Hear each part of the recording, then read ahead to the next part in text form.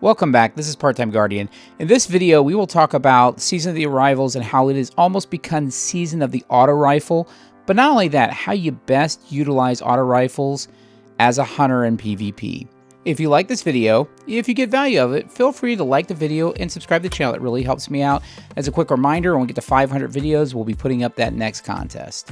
So in today's video, I'm going to talk about, again, how Season of Arrival auto rifle has become the dominant meta. Now, for many people, they complain about that. But again, this is a Destiny community. They pretty much complain about everything. What folks will say is that an auto rifle requires no skills. And I can see some of that, but what I argue is that auto rifles, actually used properly, require a lot of skill to use well against good competition.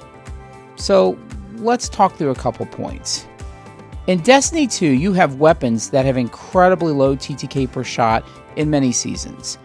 Now, don't get me wrong, these weapons are also unforgiving because they require incredible accuracy. But if you are accurate, you can dominate quickly. Those include things like hand cannons and snipers and other weapons. They reward static gameplay. And not necessarily always static, but primarily static. You stand in a place, you aim, and you kill quickly. Then you have weapons that require a number of shots to land to kill your enemy. In previous seasons, things like the Recluse or things like Last Hope or other sidearms have really dominated the Crucible. So the latest version of that is the auto rifle meta. Now personally, I've always loved auto rifles, and I am loving this season. I know some people won't, but I'm loving it a great deal. For a hunter, it is especially useful because a hunter relies on mobility and movement, and you need a weapon that supports that type of playstyle. And that's not to say you can't use other weapons. But again, if you're moving constantly, if you're getting into position, a weapon that allows you to support that by being a little more forgiving is always helpful.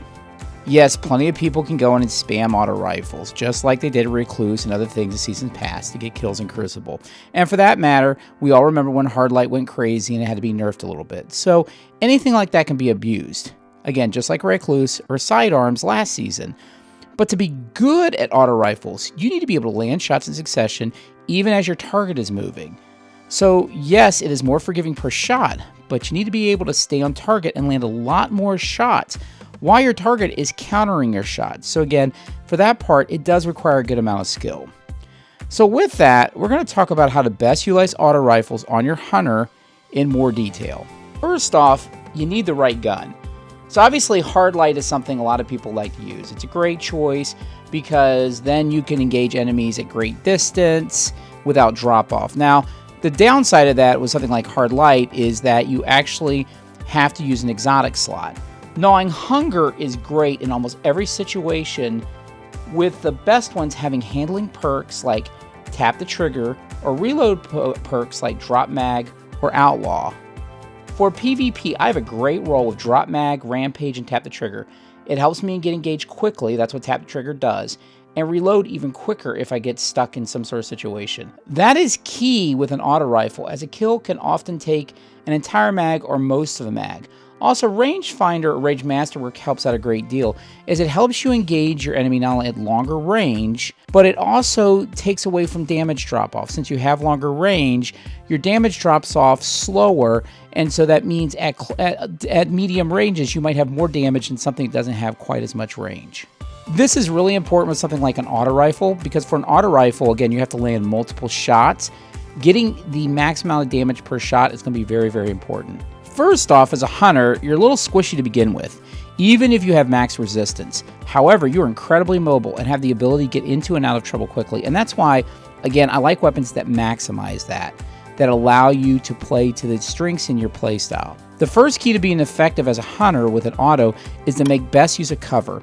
Strafing is a key to this and require you to move in one direction while being able to get hits and criticals in the other as you're moving. Now again, that might be common sense, but in practice, again, that can be a lot more difficult with an auto rifle where you have to do it over time than versus something hand cannon where you need to just get a couple hits at one time. The real key again is to be able to move so your enemy can't as quickly engage you, and try to get through a kill in less than the mag so you don't have to reload. Reloading with an auto rifle when you're in the middle of something is pretty much death. After this, utilizing cover is another key. Depending on the range of target, you can extend a fight that is not going well for you by dodging or moving through cover and then re-engaging. It is very important that when you enter an area to pay attention to where your cover is and plan an exit accordingly, especially if things get hairy. Again, that's why knowing your maps, playing repeatedly, helps you with that when you're going to an area, being a little more strategic about your gameplay.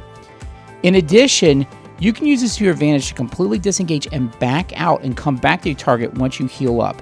And this is especially helpful against targets that maybe don't know the maps as well as you do. Again, using your smoke bombs to either disorient or confuse your targets, or grenades can help you a great deal here. Again, the big thing about Hunter, especially with the Tether subclass, with the Void subclass, is you have a lot of things that allow you to trick your enemies or to do area control. It's a very strong neutral game, and that's, again, for this, what I would personally recommend. Again, sometimes making the best of a bad situation is all you can do, but being smart about it is going to allow you to stay on top. So again, sometimes you get stuck. Sometimes you make a bad decision. Sometimes your teammates desert you, and you're all of a sudden stuck, and you have to kind of make the best of a bad situation. But knowing where to go, knowing how you can back out, and being able to be mobile can help you a great deal in that. Speaking of grenades, your Void Wall grenade, or whatever you prefer, again, is a great asset. I prefer Void Wall because if thrown properly, it can cover a large area and will wall it off from your enemy. So that can allow you either to make a barrier that they cannot cross to come to you. That can also make it as a place where they can't back out and they have to stay engaged with you where they might want to retreat.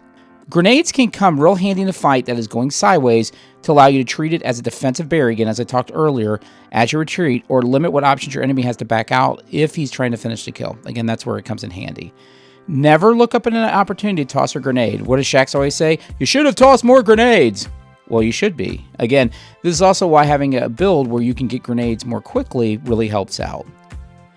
As a hunter, one of the other things you do really well is scouting. Again, you can become invisible. You can throw decoy grenades like smoke bomb and things like that, throw people off.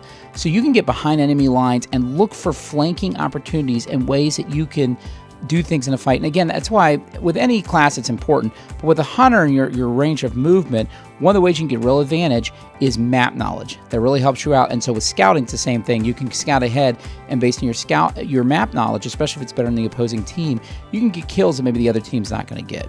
An auto rifle leaves you vulnerable to close or medium range weapons, and especially close weapons, things like shotguns. So when you're playing a mode like 6v6, always try to have backup, always, in every situation if you possibly can. Being solo is great when you're trying to flank, and you should do that. As a hunter, a lot of times you can get some easy kills that way. But coming with backup means that you can gain control areas a lot quicker. Even if you die, you can still help take some of those folks with you, which again, control is ultimately about sometimes a war of attrition, even if you die sometimes. The other thing is, and this is situational depending on the super, never be afraid to engage most supers with an auto rifle. But when you do, make sure you use some of the ideas that we used above as far as cover and strafing, because if it's done properly and with backup, you could take one down as well. Sometimes running can actually hurt worse because, again, if you engage and your whole team engages and you engage with some level of cover, because, you know, some supers, they require you to aim and do things like that. Some of those you can actually do more damage if you actually run away, except Burning Maw.